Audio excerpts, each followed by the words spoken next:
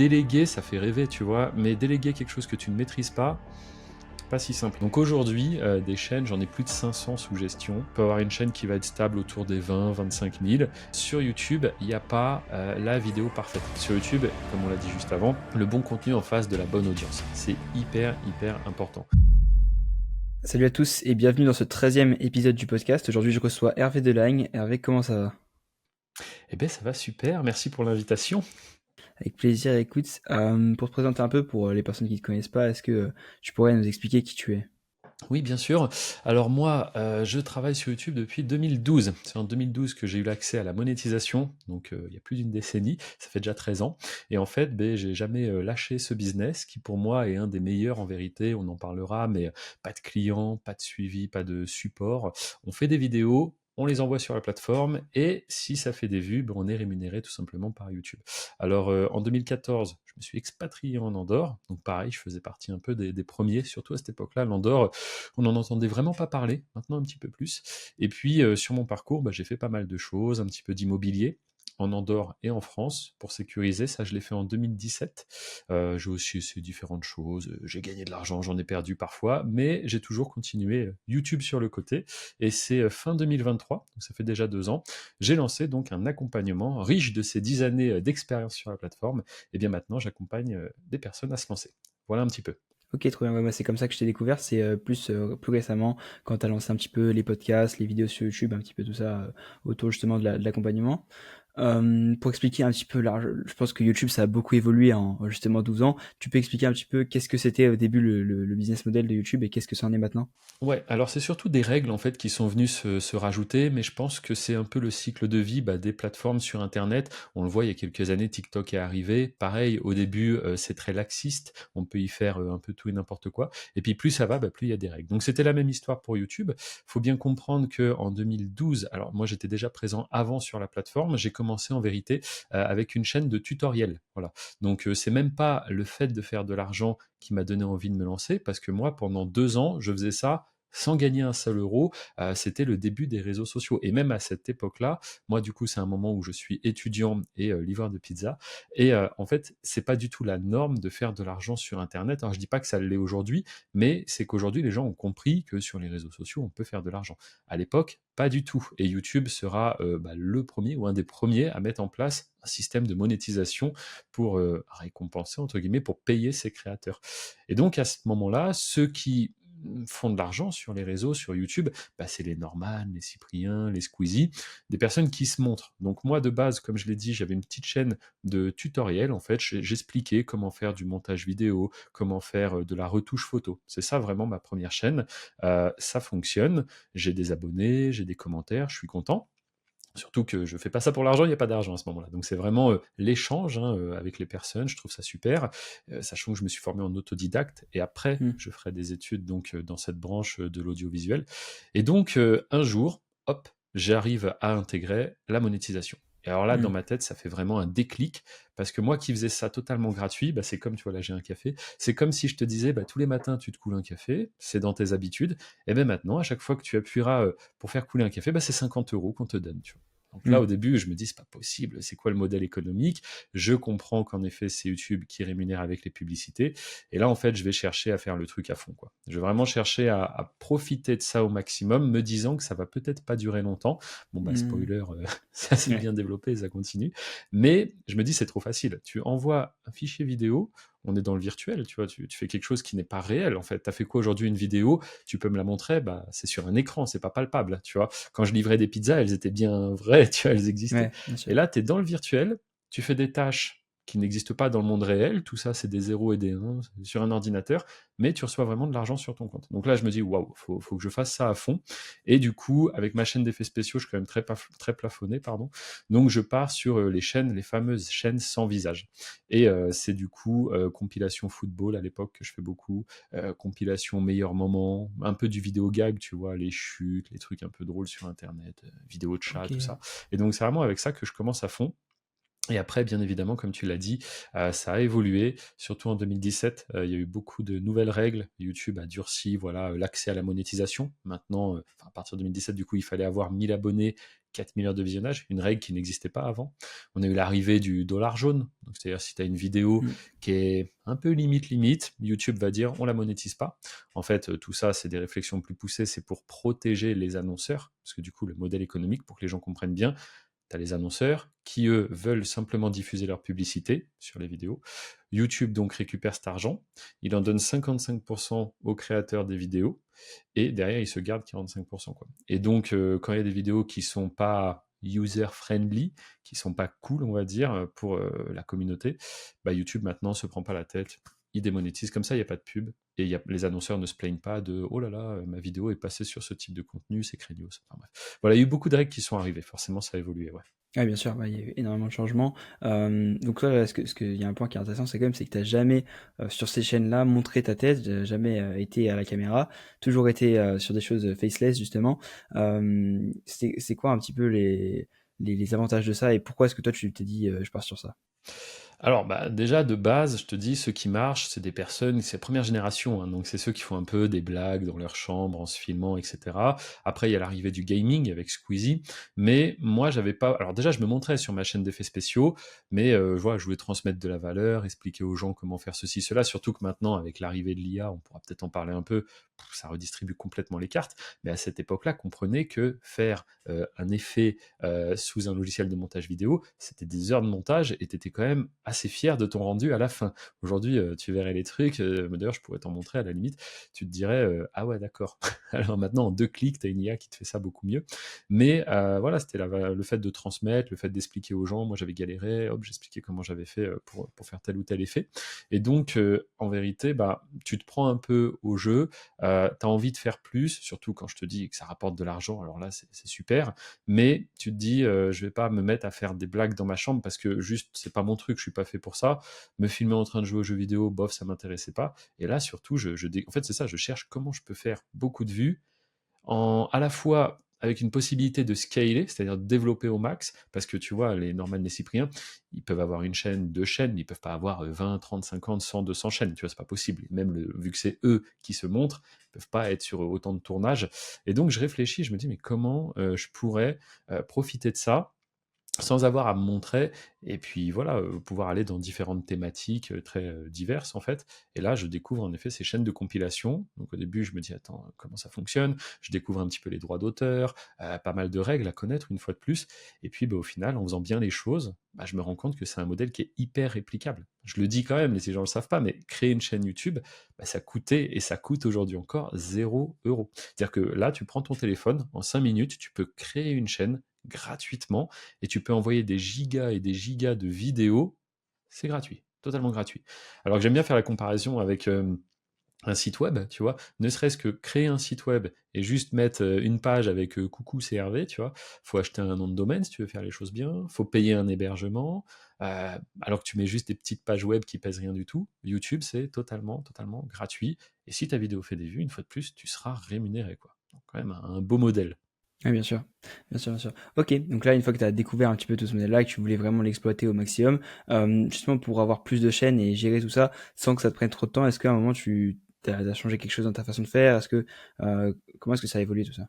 Ouais, alors très rapidement, on sera 3 en fait, tu vois? C'est-à-dire, il y a moi qui est là-dedans et comme je te l'ai dit, je reprends les études en fait. En fait, YouTube, je suis monétisé au moment où je repars sur un BTS design graphique. Alors là, je me dis: «Mince», en fait, j'avais eu 2 années avant où je faisais pas grand-chose de ma vie et c'est là où je me suis lancé sur YouTube. J'avais stoppé les études post-bac et c'est là où du coup, j'étais livreur et donc en fait, je reprends ces études et pas de bol, c'est là enfin pas de bol ou de la chance, mais c'est là où je suis monétisé et du coup, j'ai un peu YouTube qui me dit viens, viens. Sauf que moi, je viens de m'engager sur un BTS qui en plus, c'est pas sur 2 ans, c'est sur 3 ans. Une année mise à niveau en art appliqué, bref. Et donc, je me dis mince, qu'est-ce que je fais? Je vais quand même pas lâcher ce truc. Je voulais quand même avoir un bagage. Tu sais, on a toujours entendu dire avoir un diplôme, c'est bien. Business en ligne, on sait pas trop ce que ça peut donner, tout ça.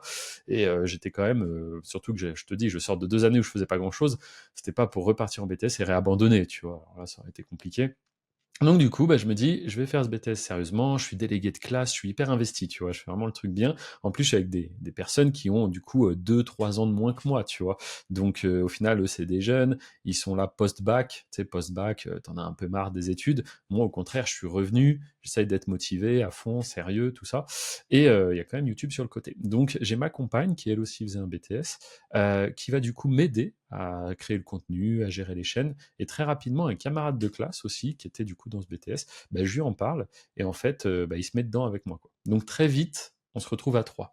Donc moi, très rapidement, je prends un peu cette position de la personne qui va surveiller un peu comment tout ça se passe, mais tout ce qui va être création de contenu, miniature, je vais vite le déléguer à mes deux autres collaborateurs, quoi, du coup. Et puis, c'est comme ça que, quelques temps plus tard, on va s'expatrier, donc tous les trois en Andorre, quoi. OK, ouais, incroyable. OK, ouais, c'est ça qui est différent du modèle justement où tu es devant la caméra, c'est que là tu peux, justement t'aider d'autres humains, t'aider d'autres personnes et déléguer même avec l'IA actuellement, pour, gérer bien plus de chaînes que, si jamais tu étais simplement, obligé de tourner chaque vidéo. Et c'est pour ça que c'est intéressant. Exactement, ouais. Bah, c'est l'effet de levier, je trouve, le plus fort de ce business, c'est de pouvoir déléguer. Et c'est pour ça qu'aujourd'hui, les gens que j'accompagne, en fait, à la fois, tu peux démarrer seul, et à la fois, tu as ce levier de pouvoir ensuite déléguer. Donc moi, Mmh. j'invite quand même les gens à faire par eux-mêmes au début, Oui, bien sûr. parce que pour moi, déléguer, ça fait rêver, tu vois, mais déléguer quelque chose que tu ne maîtrises pas si simple. Tu vois, c'est comme demain, j'ai un exemple que je ressors de temps en temps. Je te mets une casquette, là, moi qui ai fait un peu d'immobilier après, et je te dis, bah, félicitations, tu es chef de chantier. Donc, t'inquiète, hein, toi, tu fais rien, tu supervises, c'est tout. Donc, tu vas superviser bah, le gars qui met l'électricité, tu vas regarder que ce soit bien fait, le gars qui pose le carrelage, celui qui fait la plomberie. Faut que tu regardes qu'il fasse pas d'erreur, qu'il fasse du bon travail, qu'il soit efficace. Bah, tu vois, si c'est des tâches que tu n'as jamais fait, pas facile hein, de juger de la qualité du travail d'un autre. Alors que si au contraire, c'est des choses que tu as fait dans le passé, bah, tu es totalement capable de superviser, de voir un peu si c'est efficace, etc. Donc au début, vaut mieux faire soi-même, surtout comme tu l'as dit rapidement avec l'IA. Alors là, laisse tomber. Maintenant, la difficulté du montage, de tout ça, ça n'existe quasiment plus. Il faut savoir prompter maintenant presque. Et donc, en fait, tu apprends à faire. Et après, si tu le souhaites, tu délègues. Et en effet, c'est là où tu peux rendre le business 100% automatique, quoi. En fait, toi, tu vas juste regarder que tout se passe bien, que chacun fait bien ses petites tâches. Et puis, en fait, l'argent que YouTube te donne, bah, tu vas l'utiliser du coup pour développer toujours ça plus, payer tes prestataires. Et ça crée un espèce de cercle vertueux en vérité. Donc, non. Trop bien. OK. Et actuellement, pour donner un petit chiffre, une petite ordre d'idée aux gens, combien de chaînes YouTube tu gères et combien est-ce que chacune, on va dire la plus grosse, peut rapporter en un mois, imagine? Ça, c'est une bonne question. Attention, c'est un nombre assez gros, faut bien recontextualiser. Ça fait 13 ans que je ponce le truc à fond, tu vois. Donc aujourd'hui, des chaînes, j'en ai plus de 500 sous gestion. Attention, encore une fois, tu as des chaînes, on s'en occupe quasiment plus. C'est-à-dire, il y a des chaînes, en fait, c'est ça qui est bien avec YouTube. Quand tu publies des vidéos, faut voir un peu comme si tu semais des graines, tu vois. Et donc aujourd'hui, il y a des vidéos qu'on a publiées il y a des années qui continuent de tourner. Alors bien évidemment, certaines, ça a drastiquement baissé, mais tu peux avoir une chaîne qui va faire $200 par mois, une autre qui va faire 800. Tu vois, et quand tu commences à tout additionner, il y a des chaînes là actuellement, elles peuvent avoir des problèmes de droit d'auteur, des chaînes qui ont perdu peut-être l'accès à la monétisation. C'est sûr que sur un panel de 500 chaînes, tu te doutes bien que tout n'est pas, c'est pas du tout une ligne droite. Déjà de base YouTube, tu vas jamais avoir une chaîne où c'est vraiment une ligne droite et faire les mêmes revenus 3 jours d'affilée, ça n'existe pas. C'est un océan, ça bouge toujours un petit peu. Et après dans le lot, en effet, tu as des chaînes qui vont marcher relativement bien. C'est ce que je partage. Hein. J'essaie d'être quand même très transparent là-dessus. Donc que ce soit sur les différents groupes que j'anime ou autres, eh bien, je vais partager des revenus. Et je pense que ça, c'est important, encore une fois, voilà, d'être transparent, d'être authentique. Et si tu fais une activité, tu es quand même censé pouvoir montrer plusieurs dashboards. Il y a pas mal de personnes, des fois, ils vont montrer toujours le même dashboard. Si tu as un panel de chaînes, tu peux quand même en montrer quelques-uns, quoi. Donc aujourd'hui, c'est variable. Tu peux avoir une chaîne qui va être stable autour des 20, 25 000, et elle, c'est vraiment celle qui sort du lot. Donc on va se concentrer un peu dessus. Mais moi, ce que j'aime vraiment, c'est cette idée d'en avoir beaucoup. Encore une fois, c'est comme dans l'immobilier, entre avoir un bel appartement que tu vas louer 3 500 euros, tu vois, ou d'avoir 10 appartements qui sont des petits studios en rural que tu vas louer 350 euros. Je préfère la deuxième option. Comme ça, s'il y a un petit pépin, des travaux à faire ou quoi que ce soit, tout est dilué, tout est divisé. Tu as un impayé, ça impacte 10% de tes revenus.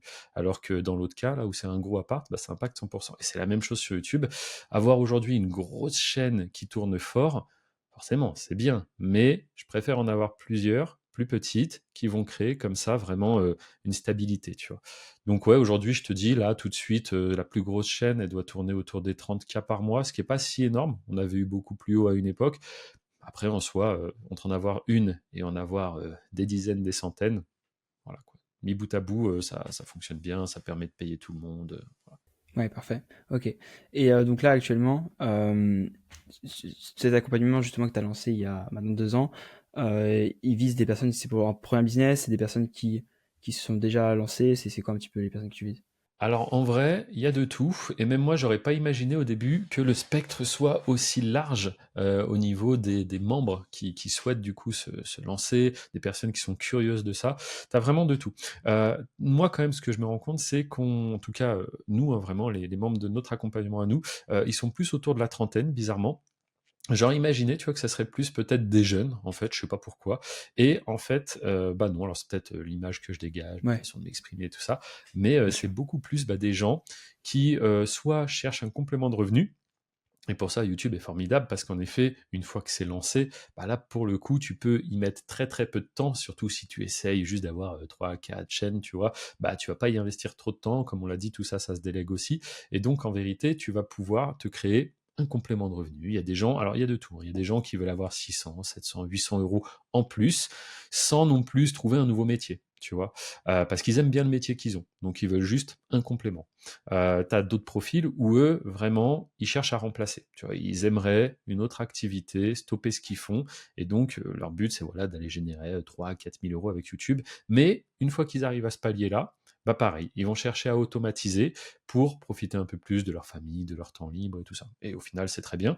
Et puis, tu as un autre type de profil où eux, c'est vraiment ceux qui veulent y aller à fond. Eux, ils s'en foutent de passer tout leur temps là-dessus. Ils veulent aller chercher le maximum. Et moi, tu as compris, bah, c'est un peu le profil que j'avais. J'étais en mode, tant que ça fonctionne, je vais aller chercher un maximum d'argent, tu vois. Alors attention, c'est quand même un business où il y a des difficultés sur certains points. Sinon, la fameuse phrase, tout le monde le ferait. Mais c'est un business à clé.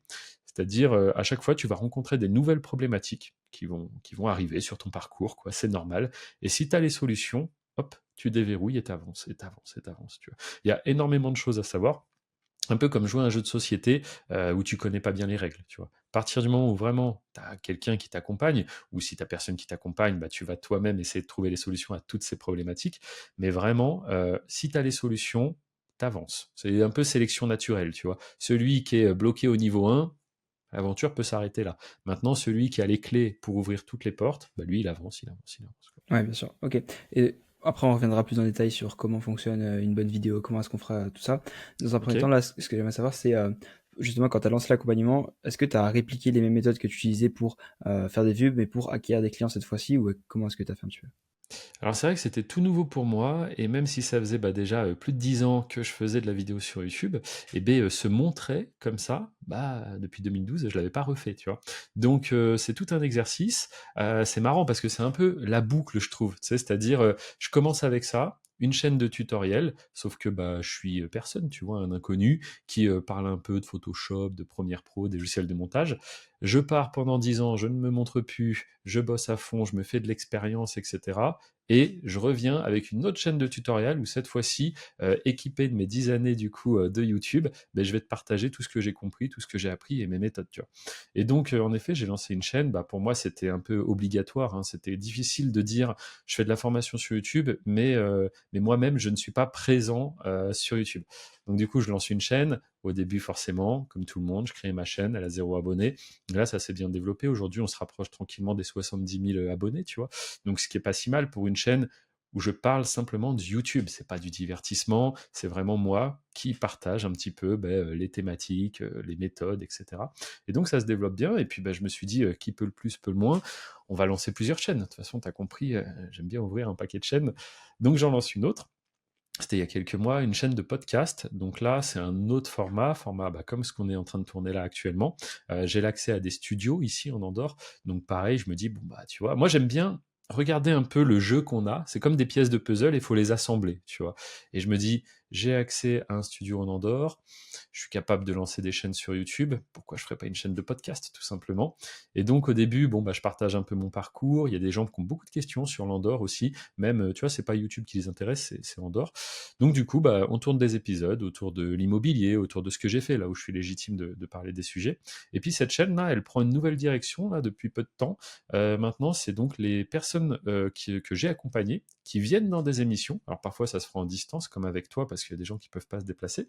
Mais il y a des gens que l'Andorre n'est pas si loin. On est à 2h30 de Toulouse, hein, c'est pas le bout du monde. Et donc, il y a des gens bah, qui sont de passage. Et des fois, quand ils le souhaitent, bien sûr, on tourne un épisode. Et puis bah, là, c'est valeur à fond parce que c'est qui ils sont, leur parcours, leurs résultats sur YouTube. Et là, ça parle beaucoup aux gens. Parce que autant moi je me suis lancé il y a 13 ans, donc il y en a ils vont dire ah ouais mais 13 ans maintenant YouTube est compliqué, tout ça, tout ça. Bah là c'est des personnes qui sont lancées il y a quelques mois quoi. Tu vois. Donc des gens qui n'y connaissaient rien et qui partagent leurs résultats. Et puis enfin bah, je me suis dit pourquoi pas une troisième chaîne YouTube sur le sujet, étant donné qu'il y en a une où je suis vraiment dans ce décor-là en fait. Donc je suis dans un espèce de studio. Les podcasts, c'est en studio. Je me suis dit ça serait pas mal que je montre un peu aussi l'envers du décor. Une chaîne où je suis pas en studio, mais où cette fois-ci on va voir un peu plus mon quotidien, la vie de famille, quand je suis en voyage, tout ça, ce que je fais sur le côté, et même l'accompagnement des membres, et même les rencontres avec les membres, et tout ça. Et donc là, c'est très récent, c'était il y a 1 mois et demi, j'ai lancé une chaîne de vlog du coup. Et là, un tout autre format, mais je trouve ça super cool, on s'amuse à tourner ça. Ce matin, là, j'étais à la salle de sport, du coup, juste avant. Pareil, j'ai vlogué un petit peu, j'étais avec 2 amis, du coup, on était 3. Et puis c'est chouette, quoi. C'est vraiment le quotidien, là, t'es avec moi, quoi. Ok, ouais, donc ton acquisition elle passe principalement par le format long, enfin par YouTube, et ensuite Ouais, tu c'est ça. rediriges. Aujourd'hui, j'ai choisi de donner full valeur, énormément de valeur, montrer. Alors, tu vois, il y a chaîne de tutoriel, c'est valeur vis-à-vis de YouTube, comment ça marche, explique-moi Hervé. Les podcasts, c'est un petit peu plus découvrir le parcours des gens. Et les vlogs, c'est vraiment, c'est pas comment fonctionne YouTube, c'est qui est Hervé. Parce que je pense qu'aujourd'hui, s'intéresser à des formations, c'est bien, mais s'intéresser aux formateurs, c'est peut-être parfois plus important. Parce que voilà, pareil, autant les gens qui rejoignent l'accompagnement, il y a différents profils, bah, autant les formations, il en existe aussi des différentes, tu vois. Donc moi, ce que je propose aujourd'hui, c'est un vrai suivi, un vrai accompagnement. C'est moi qui réponds aux membres. 7 jours sur 7, je réponds à tous les messages. Moi, sous quelques heures, évidemment, mais c'est le but, quoi. C'est vraiment de prendre la personne qui n'y connaît rien et de l'accompagner. Et ma promesse aujourd'hui, c'est je t'accompagne pour que tu arrives à faire 100 euros par jour avec YouTube. Voilà. Ce qui est normalement atteint en quelques mois, tu vois. Ouais, c'est quand même super. Pour toutes les personnes qui veulent soit changer de taf ou quoi, au bout de quelques mois, ils peuvent clairement le faire. Ok, trop bien. Et pour revenir justement un petit peu plus sur YouTube et essayer d'aller donner un peu de valeur autour de tout ça avec toute ton expérience, je vais essayer d'en tirer le plus possible pour ceux qui nous écoutent. Euh, pour toi, quelles sont les clés déjà d'une bonne vidéo? Tu peux parler d'abord du faceless, puis après on pourra peut-être parler pour les gens qui se montrent. Mhm. Ouais, alors pour moi, tu vois, tu l'as dit déjà là, tu as catégorisé en deux, faceless, pas faceless. Faut bien comprendre que sur YouTube, il n'y a pas la vidéo parfaite. Tu vois, c'est comme si je te disais, tiens, aujourd'hui, comment faire une bonne dissertation, tu vois, ou tu vois, comment faire une bonne recette. Comment on fait une bonne recette aujourd'hui? Qu'est-ce que tu essayes de cuisiner? Bah là, c'est exactement la même chose. Ça va vraiment dépendre de la thématique que tu choisis et aussi du public qu'on a en face. Parce que si tu as un public qui a 14 ans, la vidéo va pas être construite pareil que si tu as un public qui a 50 ans, qui cherche à avoir des conseils sur les mal de dos, par exemple. Tu vois. Donc vraiment déjà, de quoi on parle, de quelle thématique et surtout le public en face. Et c'est là où pour moi, un accompagnement avec un suivi, c'est hyper important parce que tu achètes une formation où c'est que c'est juste allez, bonne chance avec la formation, on se retrouve ou on se retrouve pas même, salut quoi. Bah t'es un peu livré à toi-même et vu que c'est du cas par cas derrière, bah si t'as pas quelqu'un qui est présent pour t'aider à arbitrer, parce que c'est ce que je disais juste avant, c'est à la fois un business où il y a problématique solution et aussi énormément d'arbitrage. C'est-à-dire tu te retrouves souvent un peu à la croisée des chemins et tu dis je dois aller par là ou par là. Et si t'as personne pour te dire exactement quelle direction prendre, tu vois, par exemple, il y a énormément de fausses croyances. On peut en parler un petit peu des fausses croyances. Typiquement, des choses que j'entends qui, moi, me font halluciner, du coup, parce que j'ai jamais fait ça, et des voilà, pseudo-experts qui vont te dire il faut faire ça. Moi, je dis putain, mais j'ai jamais fait ça en 13 ans, quoi. Typiquement, un truc parmi tant d'autres, si tu es en France, que tu veux publier une vidéo, qu'elle soit visible aux États-Unis, utilise un VPN. Jamais fait ça. Jamais fait ça. Je publie depuis l'Andorre, je publie depuis la France, je publie depuis n'importe où. J'ai jamais utilisé un VPN pour publier mes vidéos. Mais quelqu'un qui te dit ça, toi, t'en sais rien, bah tu dis ah ouais, c'est logique, tu vois, bah ouais, je vais le faire. Et en vérité, à défaut de pas te faire avancer, il te fait partir dans la mauvaise direction, le gars. Donc c'est hyper dommage. Et moi, en fait, je passe un peu mon temps des fois à démonter ces fausses croyances pour dire non, non, ça c'est complètement faux. Je ne sais pas pourquoi cette personne raconte ça, mais c'est faux. Et du coup, je le demande aux élèves, aux personnes qui partagent leurs résultats. Maintenant, je dis, tu utilises un VPN? Bien sûr que non, personne n'utilise de VPN. Mais il y a des gens qui lancent des rumeurs comme ça un petit peu, comme sur l'IA aussi, tu sais, on entend dire beaucoup de choses. Ah oui, si on utilise l'IA, maintenant, on ne sera pas monétisé sur YouTube, tu vois. Alors ça dépend comment c'est fait, bien sûr, mais il faut comprendre que d'un côté, Google, qui est YouTube, hein, Google dépense pas des milliards pour développer du Gemini, du Nano Banana, du VO, etc. Et d'un autre côté, nous interdire d'utiliser ces outils sur leur propre plateforme. Tu vois. Donc tout dépend, une fois de plus, comment c'est fait. Mais si on connaît bien les règles, comme on disait avant, bien sûr qu'on peut utiliser l'IA clairement. Ouais. Ok, trop bien. Et donc, maintenant, quelqu'un qui, mais les gens qui vont écouter, pour préciser un petit peu pour eux, c'est des gens qui l'utilisent pour leur business, justement. Donc, des gens qui vendent, que ce soit de la formation, qui vendent des produits, du SaaS, peu importe. Toutes ces personnes-là, à quoi est-ce qu'ils doivent réfléchir avant, justement, soit de scripter leurs vidéos, soit de tourner les vidéos pour essayer d'aller atteindre les bonnes personnes et surtout atteindre le maximum de personnes dans leur niche. Alors, même si toutes les vidéos sont un peu différentes, etc., tu as quand même des grands principes aujourd'hui. C'est vrai que YouTube, ce qu'ils veulent avant tout, c'est simple, c'est garder au maximum le spectateur sur la plateforme.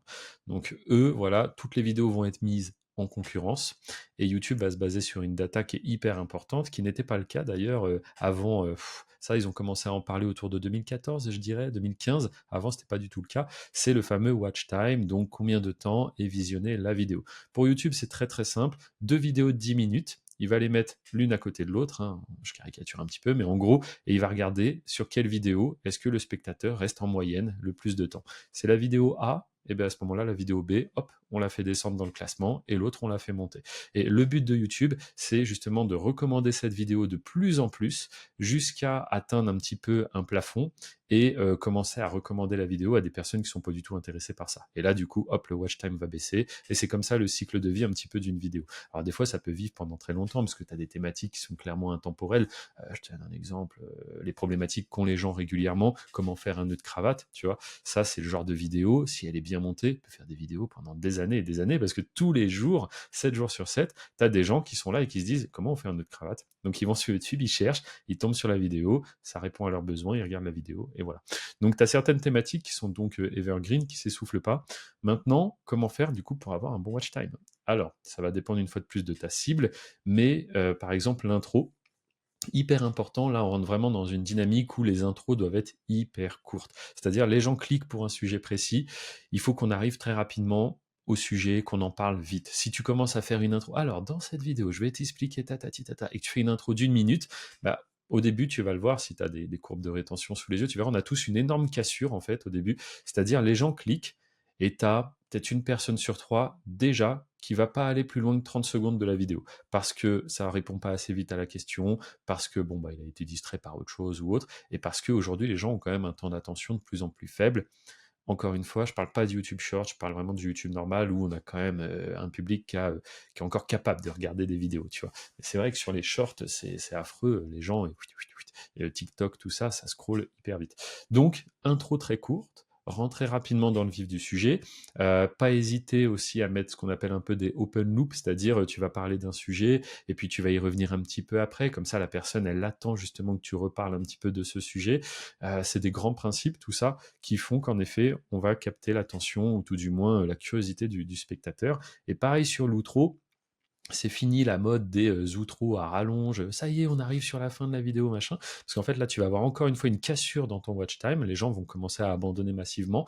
Il faut presque que la fin, elle arrive de manière un peu inattendue. Alors, je dis pas qu'il faut que ça coupe en plein milieu de la vidéo, mais voilà, une fois que la vidéo t'est arrivée au bout, eh ben, en une phrase, tu dis merci d'avoir regardé cette vidéo, à la prochaine, hop, et ça suffit, tu vois. Et comme ça, t'es pas en train de perdre pendant une minute de plus en plus de spectateurs, parce qu'à la fin, quelqu'un qui aura fait une intro très courte et celui qui aura fait une intro à rallonge, bah, YouTube ne fait que comparer. Et il va se dire, tiens, là-bas, il y a un taux d'abandon qui est plus élevé. Donc voilà, déjà, ça, c'est un peu les grands principes.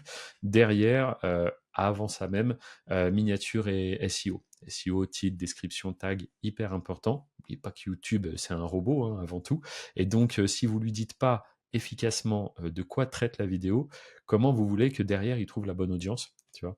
Donc, titre, c'est vraiment hyper important. Description tag, un peu moins, mais pareil, il faut que ce soit bien travaillé. Et donc, comme j'ai dit, la miniature, hein, c'est la devanture de ta boutique. Si la miniature donne pas envie de cliquer, bah, les gens verront clairement pas la vidéo qui est derrière, quoi. Bien sûr, bien sûr. Non, mais oui, ça fait sens. Il y a quelque chose sur lequel tu parles et que moi j'aimerais bien approfondir, c'est justement tout ce qui est SEO et titres, etc. Comment est-ce qu'on va faire pour avoir un meilleur site qu'un concurrent? Et justement, les tags et descriptions, pour moi, c'est quelque chose qui est très sous-coté, personne n'en parle en vrai, enfin, Mhm, mhm. quand on est petit sur YouTube encore.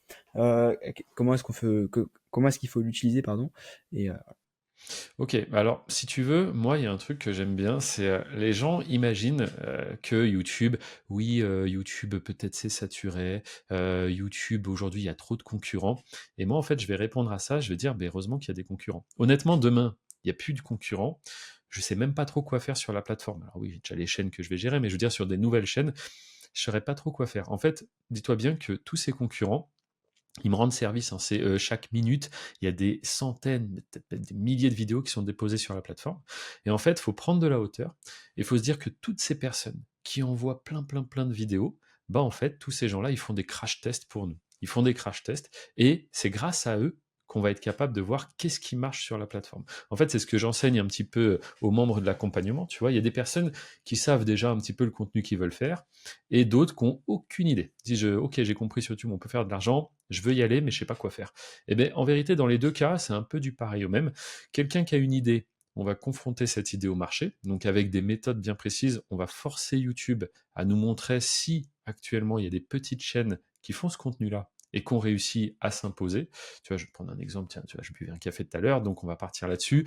Tu veux faire une chaîne qui parle des marques de café, j'en sais rien, tu vois. Et toi, tu arrives, tu as déjà cette idée fixe. Tu dis, ah ouais, si, moi, je suis passionné de café, je veux faire ça.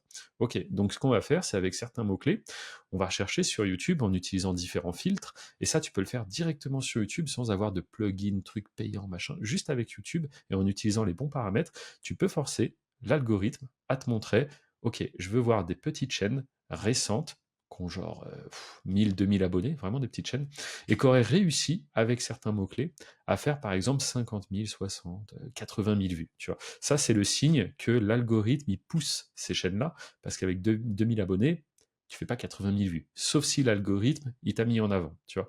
Donc c'est ça qu'on recherche. C'est des petites chaînes qui sont sur les thématiques qu'on a déjà en tête et qui sont mises en avant massivement par l'algorithme. Ça veut dire qu'on est sur un cycle où YouTube pousse ce type de contenu. Si on en trouve plusieurs, c'est super. Si on n'en trouve qu'une, ça peut être ce qu'on appelle un peu une anomalie, mais si on en trouve plusieurs, c'est vraiment qu'il se passe quelque chose et c'est signe qu'on peut y aller. Maintenant, comment on va faire? On va s'appuyer sur les résultats qu'ont ces concurrents, donc sur la manière dont ils ont construit leur SEO, leur miniature, leur contenu, et on va proposer quelque chose d'original. Alors l'idée, c'est pas de voler le contenu, mais on peut vraiment s'appuyer sur l'existant pour recréer quelque chose d'original. Donc soit, encore une fois, il y a le principe du fair use, c'est un peu technique, je vais en parler rapidement, mais pour celles et ceux qui ne voient pas trop ce que c'est, moi c'est avec ça que j'ai débuté justement.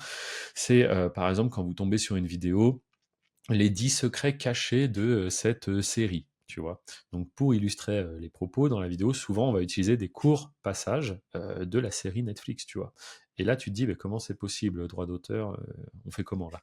Et donc en fait c'est le principe du fair use, c'est-à-dire que tu peux utiliser quelque chose qui existe, qui est même copyrighté, si derrière tu ajoutes de la valeur. Donc si ton objectif c'est de remettre en ligne l'épisode Netflix, là ça fonctionnera pas.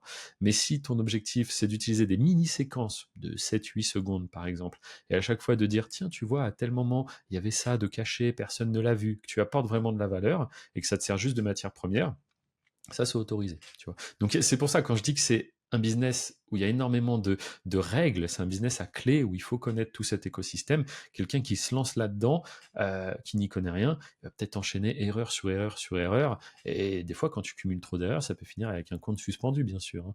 Donc, c'est quand même important de savoir ce qu'on fait. Euh, et puis sinon, quoi te dire d'autre? On parlait de quoi? Ouais, voilà, les différentes manières de faire le contenu. Je pense que j'ai un petit peu répondu, je sais pas, dis-moi. Ouais, non, très clair sur ça. Non, c'est clair pour moi.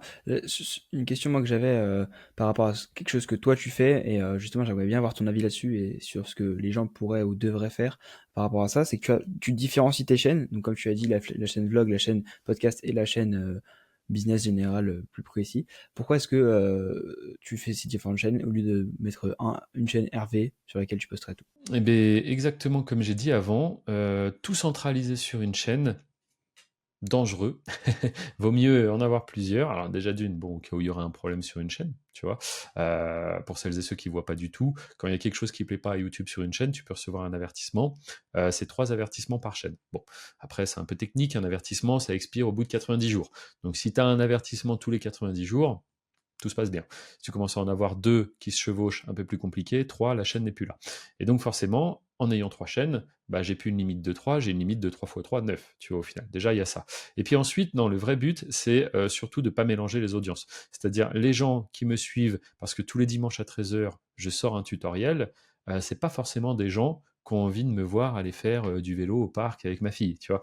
C'est pas la même audience, en vérité. Pareil pour les podcasts, les gens qui regardent un podcast de 45 minutes, 1 heure, bah, c'est pas des gens qui veulent voir un tutoriel de 10 minutes. Donc en fait, sur YouTube, comme on l'a dit juste avant, le bon contenu en face de la bonne audience. C'est hyper, hyper important. Pour ça, on l'a dit juste avant, bon titre, bonne miniature et bonne vidéo. Mais à un moment donné, l'algorithme, il finit par comprendre en fait ton public qui c'est véritablement.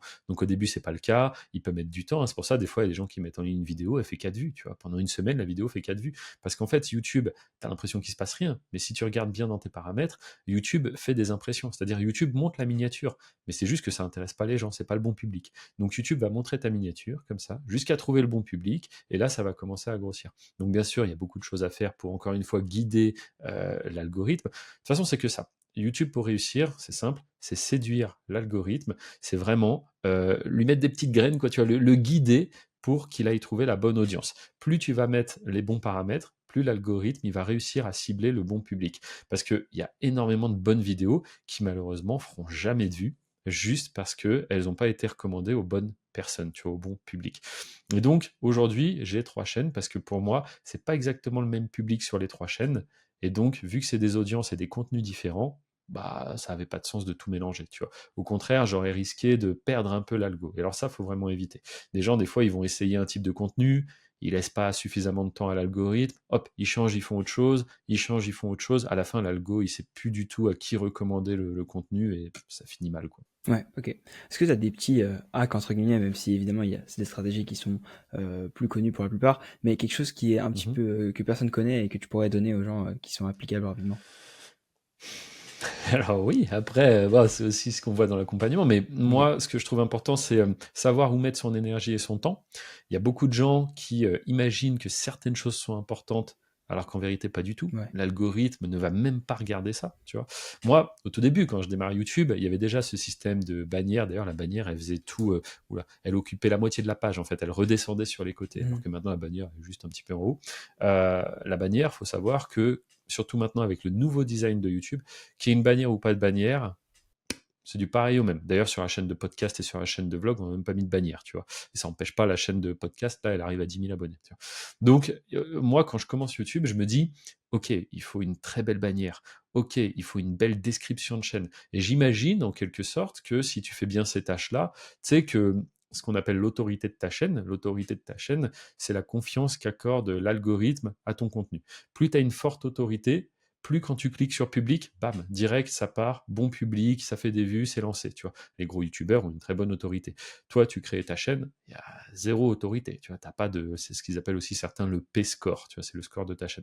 Donc tu démarres, il n'y a rien, et il va falloir justement séduire un peu l'algorithme. Donc moi, j'imaginais, ouais, si tu mets une bannière, peut-être t'as 10 points de plus, tu vois, si tu mets ça, si tu mets ça. Et en fait, il y a plein de paramètres qui sont même pas pris en compte par l'algorithme. Donc passe pas une après-midi à faire ta bannière. Je vois des gens des fois qui la retravaillent. Alors c'est bien, pourquoi pas. Mais dis-toi que les seules personnes qui voient ta bannière, c'est les gens qui recherchent ta chaîne, qui vont sur l'accueil de ta chaîne, ou les gens qui sont sur une vidéo, qui cliquent pareil sur ta chaîne, qui arrivent sur l'accueil, etc. Enfin, c'est très peu de personnes. En fait, la plupart des gens, ils aiment un contenu, ils s'abonnent, ils vont même pas sur l'accueil de ta chaîne en vérité. Et ensuite, vu que tu es abonné, l'algo va leur recommander d'autres vidéos. Tu vois. Donc, le plus important, ça reste les vidéos et bien guider l'algorithme YouTube. Après, il y a eu des trucs, je sais pas trop si on peut en parler, mais il y a eu en effet des méthodes à l'époque sur YouTube, c'était assez drôle à voir, des espèces de petits glitches qui aujourd'hui marche plus. Mais il y avait un truc, je pense que tu peux retrouver des traces si tu cherches un petit peu. Si ton audience aime un peu plus ça, je peux le dire parce que c'est assez drôle. Mais il y avait une méthode qui s'appelait du coup la unlisted méthode. Donc une vidéo peut avoir trois états. Quatre en vérité, mais on va dire trois. Une vidéo peut être publique, une vidéo peut être privée, une vidéo peut être en non répertorié.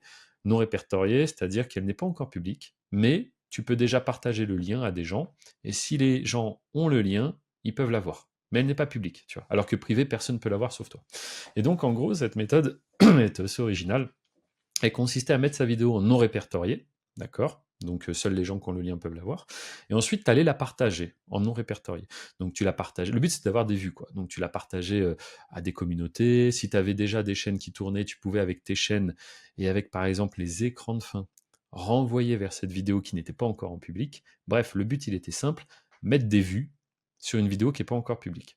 Et alors pourquoi une listing méthode? Parce qu'en fait, il y avait, je sais pas, un espèce de glitch un peu, où au moment, par exemple, tu essayais d'avoir 200, 300, 400 vues sur ta vidéo, ce qui est déjà pas mal, tu vois, mais si tu avais déjà des chaînes qui tournaient ou que tu postais dans des gros groupes, ça pouvait fonctionner. Tu mettais la vidéo en public, et alors là, l'algorithme, il devenait fou, parce qu'en fait, il voyait la vidéo, elle est publique, depuis 2 secondes, elle a déjà 400 vues. Donc, mécaniquement, ça veut dire que cette vidéo par heure, elle fait un max de vues, quoi, tu vois. Et donc, l'algo, il poussait la vidéo dans les résultats et tu étais premier sur les mots-clés qu'il y avait dans ton titre. Et alors là, tu chopais énormément de vues de l'organique, tu vois. Et donc, il y a eu plusieurs petites méthodes comme ça. Franchement, c'est des trucs qui pouvaient être pas mal pour lancer des chaînes. Après, ça reste, c'est pas vraiment Black Hat, tu vois, mais c'est un peu grey, tu vois. Et c'est vrai que c'était des méthodes assez drôles à voir parce que là, tu mettais en public et ça, c'était très puissant pour lancer des nouvelles chaînes, justement. Tu crées une chaîne, tu mettais une vidéo non répertoriée, tu envoyais des vues dessus, tu mettais en public, bam, ça explosait, parce que l'algo, après ça s'est estompé un peu, tu vois, mais l'algo se disait, waouh, cette vidéo, tu te rends compte le nombre de vues qu'elle fait par heure, 2 secondes, elle a déjà 400 vues, quoi. Et donc ça, c'était une méthode assez drôle, ouais. Et je me souviens très bien, j'avais une chaîne moi sur jeux vidéo, sur Fortnite à l'époque, en 2018, Ok, et justement, dans des groupes, on faisait tous ça. Et même, tu pouvais ouvrir plein de pages et tu copiais-coller ton propre lien, ça faisait des vues, il y avait marqué, je sais pas, 50, 100 ok. vues. Alors après, Et tu elles étaient vois, tout enlevées. ce qui était de regarder soi-même ses propres Ouais, ouais. vidéos, je recommanderais vraiment pas parce que bon, aujourd'hui, YouTube est quand même capable de Oui, voir oui. si c'est le C'était, même référaire, user agent, adresse IP, etc. Et bien en sûr. gros, tu as un peu de tirer une balle dans le pied et YouTube, voilà quoi. Même, tu vois, dis-toi, les membres de l'accompagnement, je leur recommande même pas d'aller voir leurs vidéos eux-mêmes, tu sais, sur la chaîne. Je dis, si vous voulez modifier un truc sur votre vidéo, voir comment ça se passe, etc., voir les commentaires, vous allez dans le YouTube Studio, dans la vidéo, section commentaires, et là, vous les voyez les commentaires plutôt que vous aller sur votre vidéo. Surtout que au début, on a un peu tendance à, tu sais, tu publies et puis tu regardes les stats comme ça tous les jours et tout. Tu dis putain, ça bouge pas beaucoup, etc. Oh là, il y a eu 2 vues d'un coup. T'as vu? Tu sais, au début, tu étais un peu comme ça. Et justement, c'est un peu la stratégie du cycliste qui est la tête dans le guidon, tu vois. Et au début, il faut s'imposer des tâches. D'ailleurs, c'est un business au final où il faut juste être organisé. Moi, je trouve que c'était une bonne organisation, c'est bon. Et il faut pas trop se préoccuper des résultats à l'instant T. Tu fais, tu fais, tu fais. T'éteins ton cerveau, presque. Tu fais les choses. Et un peu plus tard, tu regardes où t'en es, tu vois. Parce que si tu fais que regarder, bah là, le mental va rentrer en jeu et puis tu vas dire, ah, merde, la vidéo que j'ai passé 2 heures à faire, elle a fait 5 vues, etc. Voilà, faut avoir un peu une force mentale quand même. Ouais. En fait, ouais, c'est une fois que ça a démarré, ça a démarré, mais avant, il y a une bonne phase qui peut être un peu compliquée, quoi. Exactement, exactement. Ok. Moi, j'avais une petite question justement sur le business plus général, sur toi, ton expérience. Je sais pas quel âge tu as actuellement, mais tu as plus de 13 années de business dans les pattes. Je pense que tu peux être de bons conseils. Est-ce que tu aurais Mhm. quelque chose un peu plus global sur, pas forcément YouTube, mais sur un petit peu, soit Limo, soit tout ça, à donner aux Ouais. personnes qui nous écoutent? Alors, ouais, forcément, parce que comme je disais, bah, il y a eu des choses que j'ai fait où vraiment, tu peux te dire, ouais, il a eu de la chance, le gars, etc. Surtout quand tu vois le résultat, tu sais, tu te dis, moi, j'ai des personnes hein, que je connais, qui, tu sais, quand on commence à échanger, etc., qui disent, putain, mais c'est fou, tous les trucs que tu fais, t'y arrives. Spoiler, pas du tout, tu vois. Je dirais, il y a peut-être, allez, même pas la moitié des choses que j'entreprends qui fonctionnent vraiment, mais derrière, bah, en fait, tu tires des leçons, et des leçons qui peuvent coûter cher. Il y a un exemple que je ressors de temps en temps, parce que je pense, c'est un des plus gros fails peut-être que j'ai fait, c'était donc au moment où j'investis dans l'IMO, en 2017, tu vois, je commence par investir en Andorre. Là, avec du recul, coup de génie. C'est comme le mec qui te dit j'ai acheté du Bitcoin en 2010, tu vois. C'est un peu la même histoire, c'est-à-dire j'ai l'argent qui rentre, je veux pas avoir trop d'argent sur les comptes. Ça, c'est pareil, c'est problématique que tu rencontres dans un autre temps, mais après, tu comprends que une banque, ce n'est qu'une société, et il arrive qu'il y ait des banques qui fassent faillite et qui ferment. Et pour ceux qui disent, ouais, non, ça arrive jamais, bah, c'est arrivé en Andorre en 2014. Tu vois, l'année où je m'installe, justement, il y avait une banque qui s'appelait la BPA qui a fermé. Et aujourd'hui encore, des gens courent après leur argent, tu vois. Donc, quand tu comprends toutes ces choses-là, tu te dis, ok, donc en fait, mon argent, même à la banque, il est pas safe, tu vois, il peut se passer quelque chose. Et quand c'est des grosses sommes, bah, tu te dis, ok, comment je fais? Donc, il y a soi-disant des garanties d'État, pareil en France, c'est quoi? C'est 100 000 euros par compte bancaire. Sauf que quand tu as 10 fois ce montant, tu te dis si ça ferme, ça se passe comment, quoi. Donc c'est là où je me suis intéressé un peu à l'immobilier. Je me suis dit, là, tu achètes du réel, il est là, c'est pas des numéros sur un compte, ton appartement, ton immeuble, tu peux le toucher, tu vois. Donc je commence à acheter en Andorre parce que j'y suis, donc c'est plus simple. Et honnêtement, zéro formation, zéro. J'y vais comme ça, quoi. On est là avec ma femme, on visite. Oh, c'est pas mal, ouais, ok, bon, ouais. Tu sais, on n'a aucune question à poser parce qu'on n'y connaît rien, tu vois. Et on a acheté plusieurs apparts comme ça en Andorre, 6 pour être précis. Et donc, en fait, on a eu de la chance. Pourquoi? Alors, c'est un peu technique, je parle un peu d'Andorre, mais bon, c'est pour montrer que des fois, tu as aussi un peu de chance. En fait, on fait ça au moment où il y a une loi qui passe en Espagne, parce que l'Andorre, c'est entre la France et l'Espagne, hein, pour ceux qui ne savent pas. Donc il y a une loi qui passe en Espagne, et tous les Espagnols, du coup, qui détiennent de l'immobilier en Andorre, n'avaient aucune obligation de le déclarer avant. Donc c'est-à-dire, tu as des gens qui achetaient un appart pour mettre de l'argent ici, tu as des gens qui encaissaient des loyers sans rien déclarer, des Espagnols, tu vois. Et là, il y a une loi qui passe qui dit, bah voilà, maintenant l'Andorre va communiquer avec l'Espagne, tout va être déclaré, et celles et ceux qui se sont amusés à toucher des loyers qui n'ont rien déclaré à personne, bah là, vous allez être imposé et ça va être rétroactif. Donc le mec qui perçoit des loyers depuis 15 ans, il va être Ah content, ouais, tu vois, parce que là, d'un ouais, coup, abusé. hop, tout va être divulgué, etc.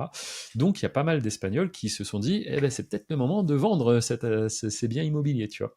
Et donc il y a eu une chute du prix du marché, et c'est au moment où moi j'étais en train d'acheter. Donc j'ai fait des Hmm. super coups, tu vois. Aujourd'hui, en plus, l'immobilier en Andorre explose, Bah on oui. peut dire, ça devient très très cher. Louer un appartement en centre-ville, un 80 mètres carrés, ça va être 3000 balles, tu vois, en Ouais, centre-ville, hein. Dès que tu sors un peu, ça baisse. Mais ouais. voilà pour dire un peu les prix. Et donc, moi, j'ai vraiment acheté au bon moment. Donc là, j'ai eu de la chance. Après, par exemple, je me dis, oh, bah, je suis bon en affaires, une opportunité, je lance un salon de coiffure en Andorre. Une idée comme ça, tu vois, qui m'a traversé l'esprit. Bon, bah, je la fais courte, j'ai perdu 70 000 euros. Parce qu'en fait, je me retrouve dans un business où déjà, ça a du mal à prendre. Il faut rallonger de l'argent. Ouais, les stocks, ouais, ça a du mal, etc. Et en plus, alors les stocks, c'était les produits, hein, parce que tu dis, c'est quoi les stocks? Les stocks, ouais, ça peut être les produits pour les cheveux, ça faisait aussi la manucure, tout ça. Et en gros, le temps passe, 1 an, presque 2 ans, je suis que en négatif, je dis vas-y, tu sais quoi, on ferme ça. En plus, au début, je m'étais renseigné, tu vois, je dis oui, mais si ça marche pas, le comptable, super rassurant, ben non, mais c'est un fonds de commerce, ça a une valeur, le matériel, ça a de la valeur. Bon, en vrai, quand ça marche pas, ça marche pas, et juste j'ai perdu mon argent, mais c'est pas grave, j'ai tiré une leçon de ça. Et comme je voyais que ça marchait pas et que j'étais quand même dans l'IMO, on avait fait les appartements en Andorre et là, je voulais faire de l'immobilier en France, mais sur des immeubles cette fois-ci. Tu vois, je me suis dit, quitte à faire une opération, passer chez le notaire, acheter tout ça, bah, en fait, quand tu achètes un immeuble, c'est la même histoire, sauf que d'un coup, bam, tu as plein d'apparts. C'est comme acheter une bouteille de coca ou un pack, tu vois. Donc je me suis dit, vas-y, on part sur des immeubles, mais en Andorre, je me sentais pas de faire ça, donc on l'a fait en France. Et là, j'ai acheté 2 formations dans l'immobilier pour cette fois-ci être bien armé, savoir de quoi je parle, tu vois. Parce que en plus de ça, quand tu achètes un appart, si tu as un pépin, tu es avec d'autres propriétaires, tu es dans ce qu'on appelle une copropriété, tu achètes un immeuble, il y a un pépin, c'est toi et ton immeuble. Point final. Il y a un problème sur la toiture, il y a un problème sur le bâti, le truc est, je sais pas, il peut s'effondrer, bah c'est toi et ton immeuble, hein, il n'y a personne d'autre, quoi. Donc là, je me forme, je m'entoure de personnes compétentes dans leur domaine, justement, et je ferai de l'immobilier. Donc tout ça pour dire, le salon de coiffure, la leçon que j'ai retirée de ce truc-là, c'est ne te lance pas dans quelque chose où tu n'y connais rien si t'es pas formé. Et c'est pour ça qu'après, sur les immeubles, je me suis formé avec 2 formations donc et je me suis dit: «Sur l'Andorre, on a eu du bol», tu vois? Parce que je te dis vraiment, c'était un sketch, quoi. On visitait le bien, on était là: «Ah ouais, c'est cool». Aucune question sur, les assemblées générales, sur, la copropriété, rien du tout. On était là: «Ouais, ouais, bon, on va l'acheter, hein, comme ça», tu vois? Donc ouais, c'était un peu on achetait les trucs comme ça et bah, en fait, j'ai eu du bol, mais par la suite un peu moins et du coup, je me suis dit: «OK, c'est vrai que l'argent, il est vite dépensé quand même». Tu vois? Quand tu commences à mettre dans deux trois trucs et que ça foire, c'est pour ça les immeubles, je pouvais pas me permettre de perdre autant d'argent. Là, t'achètes un immeuble, c'est 400 000 euros. Je dis, bon, là. Donc, la formation, si tu veux, à 1000 balles, tu la Ouais, prends et t'es content, quoi, tu vois. bien sûr. Mais voilà, donc en gros, renseignez-vous bien. Si ça peut mal tourner, eh bien, voyez un peu de quoi est-ce qu'on parle, tu vois, de combien Mmh. est-ce que tu peux perdre. Par exemple, YouTube, au final, si tu fais par toi-même, c'est surtout une perte de temps. Mais comme on l'a dit, créer une chaîne, c'est gratuit. Créer du contenu, soit c'est gratuit, soit ça coûte quelques euros maintenant, tu vois. Faire une image nano banana, c'est 2 centimes. Enfin, et encore, si tu passes pas par Gemini. Bref, tu vois. Donc, essayez de prendre du recul, de voir un peu risque, tu vois, et ce qu'il y a à gagner, tu vois. Parce que, et renseignez-vous bien. Parce que moi, typiquement, le salon de coiffure, je t'ai dit, on me disait non, non, t'inquiète, le matériel a de la valeur, tout ça. Bref, donc voilà. Et après, sinon, pour les gens qui souhaitent se lancer dans n'importe quoi que vous souhaitez faire, pour moi, la réussite, j'aime bien dire aussi que c'est deux choses, c'est motivation, opportunité. Tu vois, si vous avez ces deux choses réunies, normalement, c'est sympa après, quoi, tu vois. Mais s'il manque un des deux, c'est impossible. J'ai vu énormément de gens sur mon parcours, tu te doutes bien, aujourd'hui, avec 13 années à faire ça, j'ai accompagné bah, des camarades de classe qui ont repris contact avec moi. Qu'est-ce que tu fais, Hervé? Bah, du YouTube, et je les ai aidés à se lancer. Notamment quelqu'un qui m'a aussi par la suite aidé sur d'autres choses, bah, je l'ai aidé à se lancer sur YouTube. Aujourd'hui, il a une chaîne qui marche bien et il se montre, lui, pour le coup. Donc voilà, comprenez bien que il faut avoir une opportunité. Il n'y en a pas non plus tous les jours, mais derrière, il faut la motivation, il faut y aller. Et c'est pareil dans l'autre sens. Il y a des gens qui sont très très motivés, mais s'ils n'ont pas d'opportunité, bah, ça donnera rien, quoi. Par contre, s'il y a les deux, ouais. Ouais, dans le bon véhicule et pour le booster, justement, avoir toute cette motivation derrière qui va pousser à faire toutes les actions chaque jour. J'en ai vu des gens hein, vraiment avec mais des opportunités de dingue, et juste parce qu'ils avaient un peu la flemme, ils n'étaient pas motivés, c'était pas le bon moment, ils ont rien fait et aujourd'hui ils regrettent, quoi, tu vois. Ouais, bien sûr, c'est vrai. Ok, super intéressant. Pour revenir sur totalement autre chose, sur YouTube, et justement l'arrivée des shorts, parce que ça a dû bien bousculer la chose et on a vu le mode de consommation des vidéos, il a bien changé. Toi, c'est quoi un petit peu ton avis là-dessus? Est-ce que aussi dans la formation, tu parles de YouTube Short ou vous êtes vraiment encore focus sur format long? Alors les shorts, j'ai fait, j'ai essayé, c'est sympa. Après, tu vois, c'est à un moment donné, on a tous ce problème de les journées font 24 heures. Et donc, soit tu décides de faire des shorts en comprenant bien ce que c'est les shorts, tu vois. Donc, c'est-à-dire, c'est un contenu qui peut vraiment devenir viral, mais fort fort, tu vois. Après, la rémunération derrière, catastrophique. On parlait du revenu pour 1000. Et puis derrière, la durée de vie, même si tu vas avoir de temps en temps un short qui vit un peu plus longtemps, la durée de vie est quand même beaucoup plus faible. Bien Par sûr. contre, c'est impressionnant, hein, le nombre de vues que ça peut faire et le nombre d'abonnés que ça peut t'apporter. Alors là, oui, si tu as envie d'avoir des jolies statistiques, c'est puissant. Par contre, après, quand tu dis que c'est des shorts, d'un coup, on déchante un peu. Tu vois, Bien parce sûr. que, mine de rien, aujourd'hui, 1 million de vues sur une vidéo normale, qui n'est pas un short, on est à peu près à 2 000 euros, en fait, tu vois. 1 million de vues, 2 000 euros, ça va dépendre de plusieurs paramètres, mais grosso modo, c'est plus 2 euros les 1000 vues plutôt que 1, tu vois. Donc 1 million de vues, 2 000 euros, d'accord. Maintenant, sur du short, 1 million de vues, 80 euros à peu près, tu vois.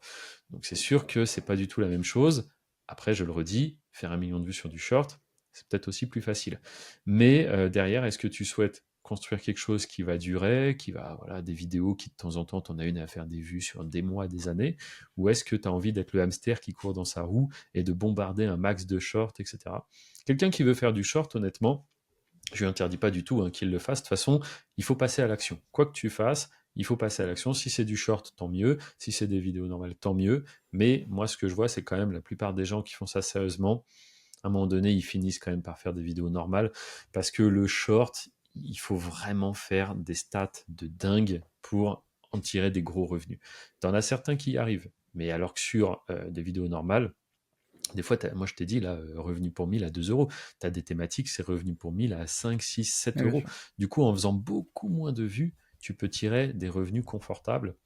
C'est ce que je recommande, tu vois, aujourd'hui.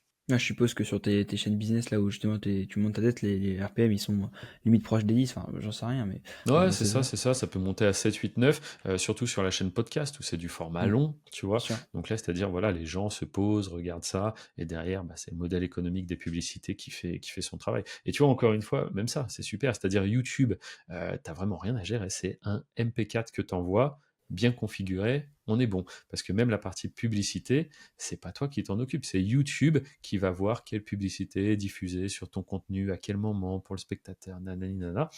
C'est juste fou. Même se dire que tu peux avoir une chaîne qui fait genre 10 000 euros par mois, tu vas dans le à propos de la chaîne, tu n'as aucune obligation légale de dire qui est derrière cette chaîne. Tu vois, on parlait juste avant d'avoir un site web, tu vends un produit, tu vends des casquettes, n'importe quoi, direct, mention légale, conditions générales de vente, qui est derrière ce site, société, téléphone, tout ça, on veut les infos, c'est obligé, c'est obligatoire de dire ça. Maintenant, tu as une chaîne YouTube qui fait 10 000 euros, même plus, 50 000 comme tu veux, par mois, tu vas dans le à propos, si tu veux, tu peux mettre un mail. Si t'as pas envie, t'en mets pas. Aucun problème. Les conditions générales, machin, c'est les infos de YouTube. C'est YouTube qui gère tout ça. Fantastique. Tu vois, ne serait-ce qu'encore le site web, je sais pas moi, tu veux que ton site il s'adapte bien sur téléphone, sur tablette, sur un grand écran, sur un petit écran. Là, c'est toi, t'envoies un MP4, c'est YouTube qui gère tout le reste, que ce soit vu sur télé, sur machin, sur. Toi, t'envoies un fichier pour MP4. C'est dingue quand Bien tu y sûr. penses. Ouais, c'est ça.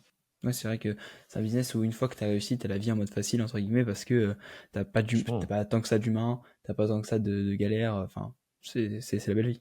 hyper puissant. Et moi, je l'ai bien vu. Alors maintenant, bon, il y a la formation, c'est un business qui commence quand même à se connaître de plus en plus. Et c'est pour ça aussi que je lance un accompagnement, parce que je vois des gens qui parlent de mon business. Donc, tu vois, je regarde du coin de l'œil, je me dis, ah, ça m'intéresse, c'est l'activité que je fais depuis 2012. Et puis, en fait, je me suis aperçu qu'il y a des gens qui se revendiquent experts au bout de 6 mois. Tu sais, le gars, il a lancé une chaîne, 6 mois plus tard, hop, je vais t'expliquer comment je fais, mes méthodes, machin. Je dis, ah ouais, d'accord. Il y a des gens. Honnêtement, certains, j'ai des gros doutes sur le fait qu'il l'ait vraiment fait. Tu vois, ils vont te montrer toujours les mêmes stats de la même chaîne, etc. Dis, bah, comme les trophées, tu sais, au bout d'un moment, si tu fais ça sur le long terme, tu es censé en avoir plusieurs, pas qu'un seul, tu vois. Enfin, c'est des petits trucs que les gens vont peut-être pas capter, mais moi, quand même, je me dis, bah mince, pourquoi, tu vois, pourquoi tu ne montres pas plus de choses, etc. Et donc, bah, il y a un peu cette question de, si je le fais pas maintenant, l'accompagnement, ah, je vais pas faire ça dans 5 ans ou dans 10 ans. Donc je me suis dit, bah go, et puis c'est pareil. Au bout d'un moment, YouTube, j'avais un peu fait le tour, j'avais envie de quelque chose de nouveau. Donc ça reste sur du YouTube, c'est le sujet quand même, hein. Je ne vais pas pouvoir devenir expert d'autre chose. Tu vois, même l'immobilier, tout ça, je peux répondre à des questions, mais je ne vais pas m'attribuer la casquette d'expert en immobilier, alors que j'ai 6 appartements en Andorre, même 7, parce qu'après j'ai acheté la résidence principale, mais ça c'était plus tard, et là on l'a payé bien plus cher. Et puis sinon, en France, j'ai 4 immeubles de rapport, mais je ne me considère pas comme un expert de l'immobilier, et je ne me verrais pas même faire une formation. Tu vois, c'est pas mon sujet de prédilection, quoi. Alors que YouTube, pour le coup, là, oui, je peux t'en parler pendant des heures, quoi. Ouais, bien sûr. Ouais, carrément. Justement, tu reviens un peu sur l'accompagnement, sur les podcasts que tu fais actuellement, parce que tu invites les gens que tu as accompagnés, et ça, je trouve que c'est ultra puissant, que ce soit pour renforcer la preuve, pour montrer un peu la transformation, montrer le parcours. Est-ce que tu as pu en tirer des choses? Est-ce que tu as vu que ces épisodes-là, ils travaillent pas mal de clients Alors, tout de suite, dis-toi qu'on n'a pas un très bon tracking. Encore une fois, je suis pas un expert de la formation, des techniques de marketing et tout ça. Et on fait un peu ça tranquillement, tu vois, étape par étape. Pour moi, ça reste vraiment un side business, tu vois, quelque chose qui est sur le côté. C'est juste que je me suis dit, s'il y a de la valeur là-dedans, soit je suis le seul à l'exploiter, soit je commence à partager ça.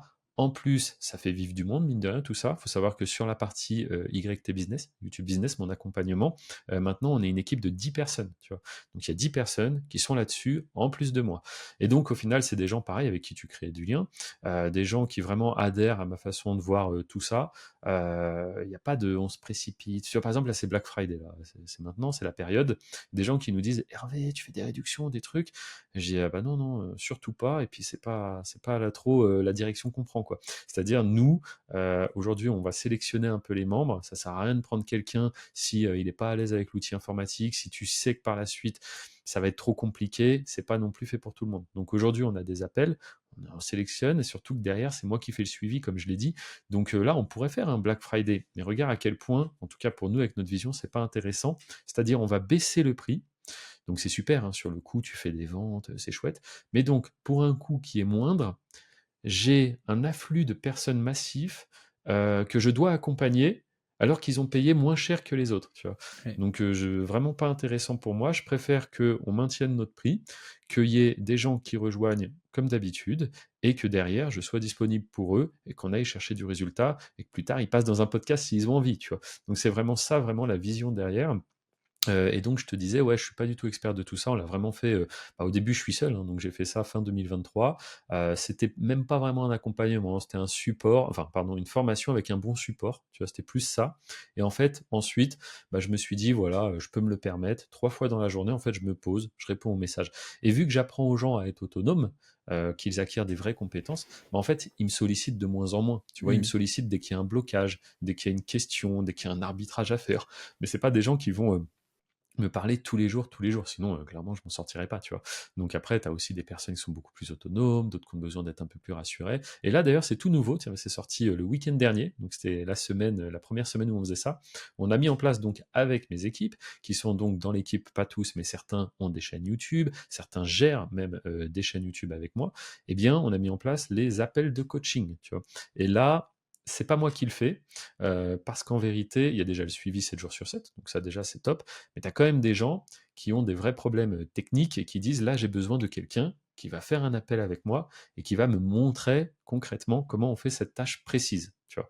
Et donc on a proposé ça. Alors les appels, eux, sont payants en plus, mais clairement pas indispensables. C'est comme quelqu'un comme moi, tu vois, quand j'ai fait mon BTS à l'époque, je fais mon BTS et si j'ai envie, j'ai la possibilité le soir de prendre des cours particuliers en mathématiques, tu vois. C'est pas un indispensable, mais pour celles et ceux qui le souhaitent, il y avait une demande en fait. Donc moi, c'est comme ça que je fais. Quand je vois qu'il y a une demande, j'apporte une offre, tu vois. Et donc là, on a médité un petit peu, voir comment faire. On a mis ça en place. Et puis, écoute, ça se passe super bien. Et je pense qu'on va développer encore plus cette offre par la suite. Donc, c'est des cours particuliers sur YouTube avec des gens qui ont suivi la formation. Donc, on va chercher de la vraie, vraie valeur.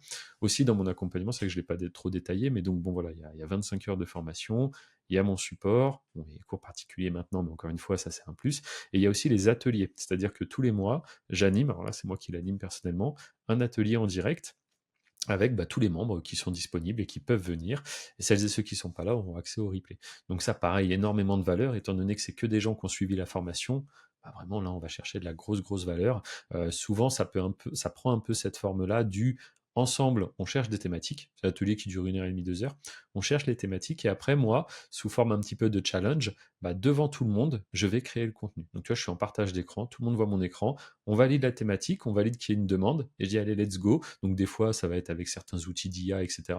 Let's go, là, je dois à la fin de l'atelier avoir fini la vidéo. Et tout le monde me voit faire, et on discute, et on échange, etc. Franchement, ça c'est super. Je suis très content de ce format. Ok, ok, trop bien. Ouais, on voit vraiment comment fonctionne tout ce que tu as pu mettre en place, que ce soit sur la partie YouTube en début, puis après, continuer avec justement apprendre aux Ouais. gens à faire ce que tu fais, parce que c'est Et après, ça. alors pour répondre quand même à ta question sur le tracking, le suivi par rapport aux chaînes, en fait, j'essaye de couvrir le maximum d'aspects. Tu vois, comme j'ai déjà dit, hein, chaîne tutoriel, chaîne podcast, chaîne vlog. Là, je pense que tu as un peu les 3 facettes de moi, en fait. Tu as moi qui apporte de la valeur, moi qui échange avec les gens, du coup, qui ont leurs résultats, qui nous les partagent, et puis moi dans mon quotidien. Donc je pense que c'est plutôt pas mal. Ça se complète bien, en fait, tu vois. Ouais, bien sûr. Ouais. Ouais, franchement, très intéressant. Et je pense que ça va continuer de croître. C'est quoi un peu les objectifs pour la suite qu'on peut te souhaiter sur les prochaines années? Franchement, tu vois, là, pareil, j'en ai pas trop parlé. Je sais pas quand va sortir ton podcast, et puis c'est pas forcément ma communauté qui va voir ça directement. Mais là, par exemple, ce matin, j'ai réservé du coup la salle pour le séminaire parce que, en fait, toujours qui peut le plus, qui peut le moins, tu vois. Et je me dis, ce projet, faut qu'on s'amuse avec. Tu vois, ce projet, c'est un peu la concrétisation pour moi, tu vois. Après 10 années à faire du YouTube sans me montrer, maintenant j'arrive avec une superbe expérience, je la partage, les gens sont réceptifs, les gens ont des résultats. Franchement, tu peux pas rêver mieux. Et donc je me dis, il faut qu'on pousse le truc à fond, mais pas en termes, il faut que ça nous rapporte un max, tu vois. Non, c'est pas ça. C'est vraiment, on va mettre la barre le plus haut possible. Là, typiquement, on organise donc un séminaire. Première fois que je fais ça, on a le lieu, on a le traiteur, et très bientôt je vais annoncer le programme, mais j'attends encore un peu. Et donc, aucune obligation de faire ça. En fait, aujourd'hui, ça marche déjà, tu vois. Donc, pourquoi faire ça? Parce que, pourquoi pas, tu vois. Et donc, je me dis, ça va être super, ça me sort de ma zone de confort. Déjà, cette année, les Wizards, je sais pas si tu les connais, ils ont un podcast aussi sur YouTube. Voilà, ils m'ont fait confiance. On a fait un podcast ensemble. Et surtout, au mois d'avril, ils m'ont invité à monter sur scène. Voilà, c'était une grande première. J'arrive avec mon petit micro, comme ça, devant 150 personnes, tu vois. Et honnêtement, il y avait un petit stress, tu vois. En fait, c'est trop bien, tu sais, ça te fait un peu d'adrénaline. Et derrière, ça m'a donné envie de faire mon propre événement. Et c'est donc ce qu'on est en train de mettre en place tout de suite. Et puis tu découvres un peu tout un monde, tu vois, de se présenter. Bonjour, vous êtes qui? Ah bah YouTube Business, on regarde pour organiser un séminaire, quelle salle vous avez? Enfin, c'est trop bien, tu vois. Donc je peux te dire, quand tu as fait 10 années d'un business où tu es caché dans ton coin en pantoufle, dans ton bureau, et que là tu vas un peu sur le terrain, tu rencontres les gens, etc. Moi je trouve ça vraiment trop bien. Donc là on a plein de belles choses. On a recruté un dev il y a tout juste un petit mois là, recruté un développeur au sein de notre équipe. Et là, première mission qu'il avait, il a parfaitement réalisé. Il nous a sorti une extension pour les membres de l'accompagnement, tu vois, une extension qui est un peu l'équivalent d'un vidIQ, d'un TubeBuddy, etc. Gratuit pour les membres. Ça fait toutes les fonctions au même endroit. Et nous, en tant que gestionnaire de chaîne, voilà, personnes qui faisons du YouTube sans visage, on a des besoins très particuliers, tu vois. Donc avant, il fallait utiliser un peu cette extension, aller sur ce site, aller ici. Bon, c'est bon, on a fait notre extension. Et donc voilà, le but, c'est vraiment de faciliter la vie des membres le plus possible, quoi. Leur apporter un maximum de choses, histoire d'avoir vraiment la meilleure offre possible. C'est beau, ok, bah on peut que te souhaiter ça. Si jamais il y a une billetterie ou quoi qui sera ouverte au moment du podcast, tu m'enverras, puis je Mhm. mettrai pour les personnes qui sont intéressées. Et Ouais, bah puis, super sympa, merci. merci beaucoup en tout cas pour cet épisode. Moi, ça m'a appris plein de choses sur YouTube. J'espère que ça aura pu servir au maximum aux gens qui nous écoutent. Et puis, je te laisse un Écoute. petit mot de la fin si t'en as un. Et puis, sinon, je dirai au revoir à notre audience. Ok, eh ben écoute, non, je vais juste te remercier. Bah, une fois de plus, hein, c'est vrai qu'aujourd'hui, bon, je commence à avoir un peu de visibilité sur Internet, tout ça, mais j'oublie pas aussi les personnes qui, quand du coup j'étais un total inconnu, bah, m'ont fait confiance parce que mine de rien, comme on le disait avant, le monde de la formation, t'as un peu de tout. Et c'est pas facile, je pense, aujourd'hui de déceler le vrai du faux. C'est pour ça, renseignez-vous sur l'information, mais surtout sur le formateur. Voyez si la personne, bah, quand même, elle essaye d'expliquer un petit peu ce qu'elle fait dans son quotidien, au-delà de juste vendre des formations. Renseignez-vous bien quand même, parce qu'après, bah, ça donne des personnes déçues, et puis ça donne aussi bah, des gens qui ont, comment dire, une mauvaise vision de tout ce qui est formation, tu vois. Alors moi, j'ai eu de la chance, hein, quand j'avais acheté mes 2 formations dans l'immobilier, elles étaient très qualitatives, j'avais appris plein de choses, mais c'était aussi une autre époque, tu vois, on était en 2017, encore une fois, peut-être ce marché était un peu moins requin, je sais pas trop comment dire, tu vois. Ouais, bien Donc sûr. renseignez-vous bien sur les gens, moi justement, j'essaie d'être transparent au max, donc je te remercie aussi bah, pour ta confiance, et puis bah, écoute, plaisir de refaire un épisode, hein, qui sait. Avec grand plaisir. Merci à toi.